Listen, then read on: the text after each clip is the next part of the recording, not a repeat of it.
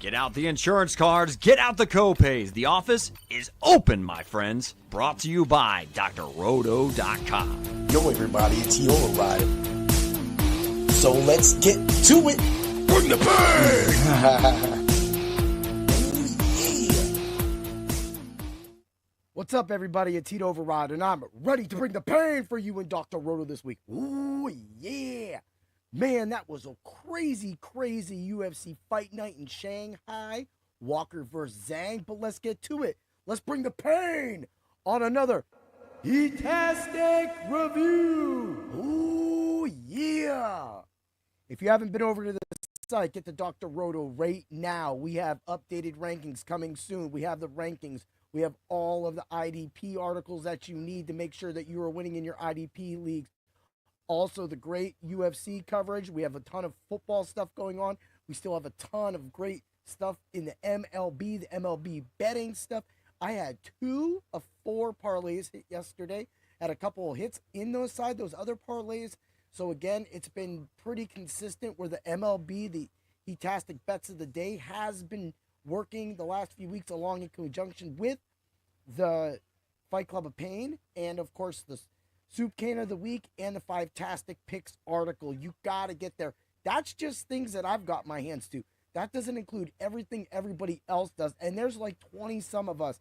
People, there's so many articles hitting the site every single day. And then coming up, if you did not check out my pre-draft, the NFL Draft podcast, where me, Ed, and Dan sat down and talked about the draft. I gave out some of my future NFL picks at that time. I'm actually going to be doing a whole futures article for the NFL season. That will be coming out later this week, so you want to check that out, of course, as well as my UFC and my WWE rankings, of course, with the big upset last week, or whatever you may call it. I mean, everybody knew Khamzat Chimaev was going to win. So now that we got him on there, he's in the 5th overall spot. Again, this is things that are free on Dr. Roto, along with other stuff behind the paywall. Use code word WIN, and you can follow us, and share. Now that I got that out the way, I just wanted to get that. I mean, why not? Why not? You know where to find us. You know how to get a hold of us. But let's get to it. Another great week for the Fight Club of Pain. I'll say my picks did pretty good as well, too.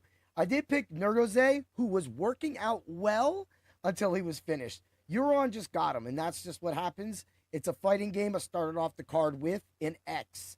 That kind of sucked. But I did pick Su Young Yu, so that was a huge big for me. I'll talk about him for the DFS portion as well, too, because I also I like to review the DFS ownership lineups to tell everybody, to show you the comparisons of the ownership in the UFC DFS slates as opposed to the NFL, MLB, etc., etc.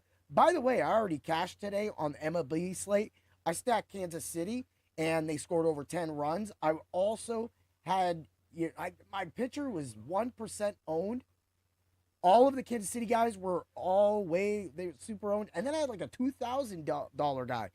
It was crazy. I was like, oh, crap. Everybody was under like 6% owned. So I was able to more than double up, bring a little cash back. So we're going to throw it back on.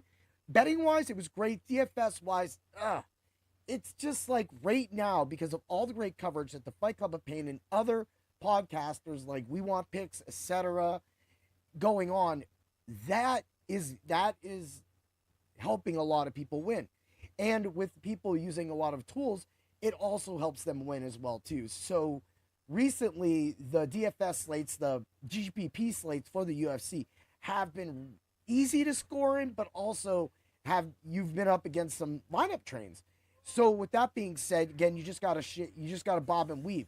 So right now, that's what makes DK, DraftKings that is, so attractive with their UFC draft. It's only between you and 2 other people. Again, I bring it up all the time. So you're just putting up your money, and you only got to beat 2 other people. Winner takes all. Hey, that's the way it's got to be if you're going to make money, right? That was a big part of my money. I was able to return $1 one, a $5 one, and that practically paid for it. And then, of course, with my betting, that just worked out well as well, too. So that's what I want to say is that what's going on in the Fight Club of Pain is that we're trying to give you the best ways to win. And in the subs only Discord, I am posting all of my DFS lineups and my bets, everything I posted in there smashed this week, and we'll get to that. But let's move along with the card. Su Young Yu just looked great. He took some shots from Long, but the fact that he was able to hold on, get that win, was just perfect for me. Again, he was one of my huge pieces in my DFS lineups because he was only around 8,300, so that was nice. So Yiza, awesome for DFS, love that. I did pick, so I got all those wins. I'm back on track. I took Pereira. Of course, we know how that went down. Kyle Doskis just took him out really fast. I mean, come on. Like, he wasn't knocked out, but he got floored. He got floored, and you know that they're going to protect you. You're a little older, buddy. I mean, so is Doskis. But it was crazy because Dan was like, yo, I think Kyle Doskis is going to do that. He put him in his DFS lineup. Shows you what you do, right? You know it was crazy, and again, it's just one of those things. Wrong zoo. I had a lot of wrong zoo, but I should have had more. He did really well. And so I got my win. I did pick Kavanaugh, and Kavanaugh was blasted away on Charles Johnson. But it was right at the end of that second round, it seemed like you could see Kavanaugh kind of may have been spent. Maybe he should have locked Johnson up, tried to take him down. I mean, he was ragdolling him. Kavanaugh was ragdolling him. He was picking him up. He was slamming him constantly. And then he was outboxing him for a moment. And then it was like right at that end, when I was watching, I could just see Charles Johnson turning into. I was like, oh boy, this round has to end. This round has to end. And it just didn't end. It didn't end. And that is how he got knocked out. So I missed on that one. I did pick Cage Young. Cage Young was a nice win. I entirely got him too. I picked Sumadarji.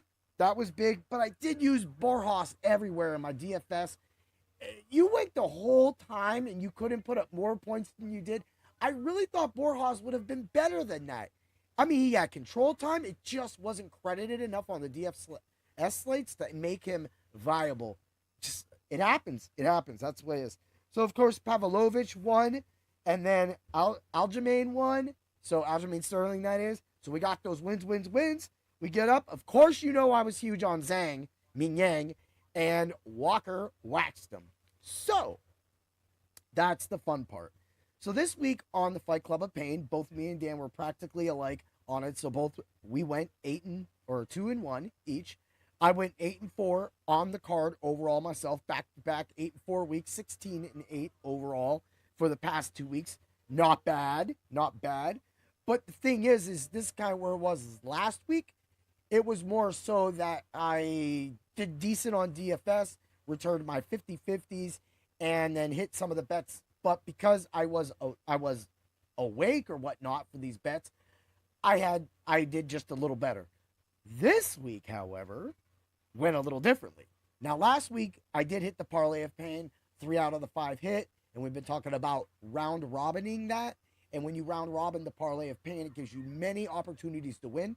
That was on display this week when we went into the last of the leg of the parlay of pain, which was the 5th leg that contained Zhang. If I would have just played the knockout, I played Zhang 1 and 2 first and second round knockout.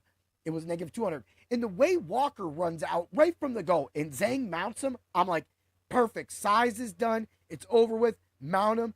He's going to win. I turn around, I go get a drink, and bam, they're back up on their feet. Come on, man. He didn't finish him, and he was getting them, and he was landing them more powerful shots on Walker. And then, just like Kavanaugh, he gets caught, floored, and the thing is, what led up to that was the leg kicks. This is why sometimes it doesn't take a knockout. It's only a body part. Walker kicked, and for the first time in a long time, Johnny Walker was smart. Yes, Johnny Walker was smart. He immediately noticed that Zhang was having extreme difficulty of putting any weight on that foot after the first shin kick. He kicked him in it again. Zhang almost went down. He kicked him the third time. Zhang was down. Now, it looked like Zhang was going to get up. What I think, it wasn't more about Walker keeping him down. I think Zhang's leg was severely hurt and that he could not walk on it. This happens to a lot of us fighters, especially us in point fighting. We clash our shins a lot. Of course, over time, they do become senseless. But that means Zhang's weren't senseless, and that means the kick delivered by Johnny Walker was just that good. It was perfect. He hit him 3 times with it, floored him, finished it, and got the knockout. Now, this is something I will say. We called that on the Fight Club of Pain. I had the Johnny Walker first and second round knockout, also the round 1 knockout, because I didn't really think it was going to go past the round 1. But what I did to hedge that was FanDuel recently added a couple things. Maybe I just found them. Was the second round starting, which was a plus 136. So I easily went in, hedged that, covered all of that.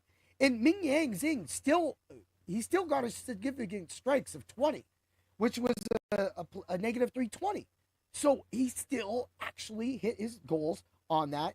And of course, we did the decision no bet for him. That worked out. We did have him winning knockouts. We did have him with the knockouts. Of course, knockout and sub was all negatives. But what really did it was we weren't going to win that much money. When Walker hit that first and second round knockout at plus 700, he more than paid for everything that we put money on for Zhang Ming Yang. So again, that's how we covered it. But what really was it was Charles Johnson. Charles Johnson, it's all over the internet right now. Go to my X, go to my Facebook. Charles Johnson, I had that as a knockout as plus 320. Kavanaugh and Charles Johnson, that is. Also, I thought that there was a chance that because Johnson's height and strength may give him an advantage late. And it's exactly what happened. Me and Dan talked about it for a few seconds. I actually thought that Charles Johnson was going to be Dan's Soup Can of the Week. Which, by the way, the Soup Can of the Week, if you would have been and headed over to Dr. Roto, it was Brian Ortega. Brian Ortega. He focused on Brian Ortega, but of course, he ultimately picked Aljamain Sterling. He picked the fight to go the distance where I was a little more on the under, but of course, we did have the money line distance at a negative 105. So that, again, that was a really, really nice thing to have. The decision no bet. Money came back to us. We didn't bet that bet too much, but that is what we bet. And I will tell you what, Ortega did get a couple times. He did rock Sterling. So we did have that knockout bet on Ortega, but we didn't have anything much. So we've been trying to calm down on what's going over here and giving you the direct path of victory for that fighter. And then if there's any questions that come in on the Fight Club of Pain, we will answer those. But that's what happened. Plus 1,800. Every single week I talk about this, and every single week Dan and I deliver. So every single week I'm going to talk about what we do, because what we do is good. Now, let's get to DK. DK was really good. I was able to return a lot on my DK drafts, which again, I told you, I love those things. Definitely play at least 4 or 5 of those. That'll cover what happens on the main slate. Main slate was Zhang. I was 100% exposed to Zhang, so that destroyed a lot of, and he got points, but he destroyed a lot of my lineups. Sterling, of course, was in 100% of my lineups. So let's get to the percentages. Zhang was about 58% owned, and Johnson, 13% owned. We had Johnson. I recommended Johnson for DFS for a big, big part. He was a cheap thing. Of course, I also did Waldo Cortez Acosta. He survived. So, I mean, he got points. So it worked out. So you was only 20% owned. That was crazy. I mean, Su Young Yu, 20% on the main slate, GPP, awesome. Yiza was around 35%. That's solid. That's your average. Now, this is what I'm talking about. Rong Zhu was 14%. Rong Zhu and Johnson would have been the slate breakers. That's insane. And of course, everybody else that won. Sterling, 75%, like I said. So when you take all that together, you're seeing where we're going. We had the direct path. It only led to cashing up 50-50, but with Zhang going down the way he did, it only put me at around 391 on FanDuel. So you had again be a 50-50. I'm I'm not happy about it. Honestly, I'm not happy about it with my DFS lineups. They've been doing good. They've been doing it, but I think I need to play more 50-50s rather than going in with the GPPs. because they really don't, especially on FanDuel, they don't give you a lot of options. At least on DraftKings, you have that $120,000 or $150,000 contest in the $3 mark. That's nice. I mean, the rake on that is a little bit different. It's a little low, but you can do it. But FanDuel is really getting us on these rakes. The rakes are really bad, and you're throwing down a lot of money, the $3, the $8 lineups. And I know it seems like the $15 lineup. You're throwing down that money, and your chances are really slim to returning even half of it. And the 50-50s on FanDuel are also a problem. They're not really that filling. You get a couple because they don't really, FanDuel doesn't focus on the UFC DFS side as much as DraftKings does, and that's fine. That's okay. We're still going to play on FanDuel. That's what we do. But the thing is if you're going head-to-head with just so many people in the UFC things, and you're not getting a lot of 50-50s, your chances of returning on FanDuel are going to be slim. Even if you do hit the 50-50 level, you have to find enough 50-50s to actually cover what you're doing. And it's working out, but it's hit or miss sometimes. And so that's it. And then, of course, them having the captain spot as their main slate thing. So on DraftKings, however, though, DraftKings is having a little better. I am finding a lot better success with DraftKings on the GPPs and also the 50-50s. They're a little easier to score on. They don't do the captain spot, and I think that was the difference in picking the captain and putting Zhang in the captain spot. Whereas 2 weeks ago, I put Prates. I switched them all up. The Prates lineup was really nice. So that's what I'm talking about when you're lineup construction. That's something that we always teach at Dr. Roto. We want you to all be our rich friend. And lineup construction really means, I think that's what is the difference is with me. Is I didn't have to know a lot about UFC like I know now. I know a lot. And I still have to learn a lot more. This is my rookie season, people. But at the same time, I was able to take my lineup construction, what I could do with that, use it on the WNBA, use it on the UFC, and being able to make a lot, pull back some of the millionaire tickets that I was able to get, the qualifiers. So again, this is what we're doing. This is what we're preaching at Dr. Roto. That's what we're just trying to do, win you money. So for that being said, when we get to it, you look at the overall process, you look at the plus 1,800, you look at the plus 320 that came from that fight, Johnson versus Kavanaugh, knockout, bonus. We had that, and we talked about it briefly. It wasn't a fight that we covered, but it was something that we talked about. That is why, and that wasn't on the website at Dr. Roto. You have to listen to the Fight Club of Pain.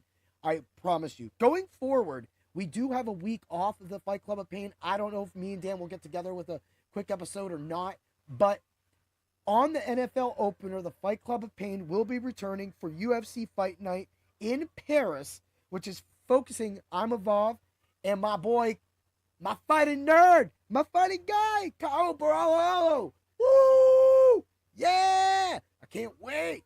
Yo, and then you get Noche after that. You get Lopez versus Silva. It has literally been a fighting nerd month for me. Woo! I love it. Where's my glasses? Woo, woo. I love it. I'm so excited about this because I get to see a fighter from my favorite team come up, but we get that week off. So on the Fight Club of Pain, I will, during the DFS portion, we'll be giving out a Showdown Slate lineup for that week's Thursday night game every single Thursday night that we do the Fight Club of Pain. Of course, you're going to have Doc, Willie, and Swami live on Fridays.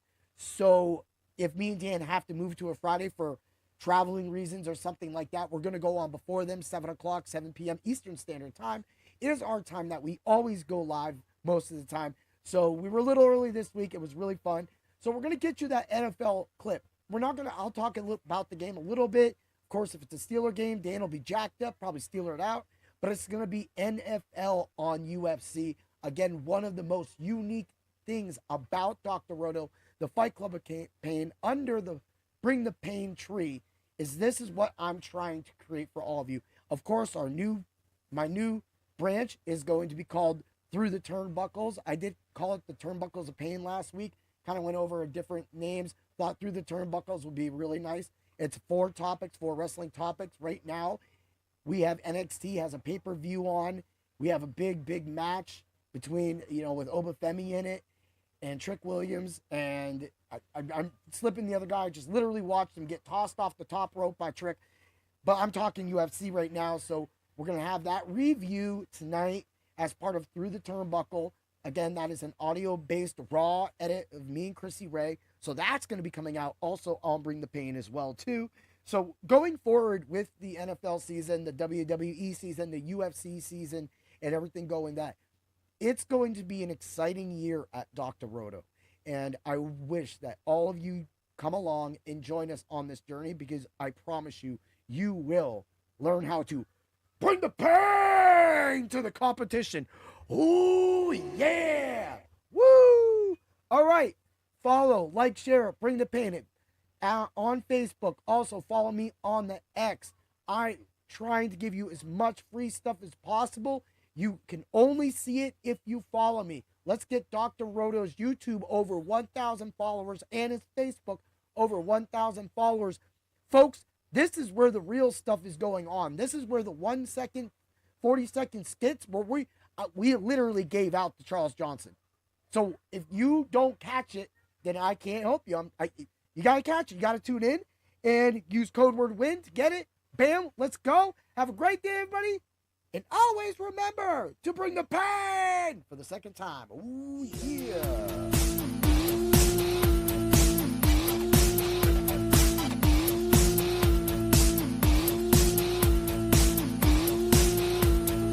Thanks for stopping by the office. Get your fantasy prescription by subscribing to the channel and checking out drroto.com.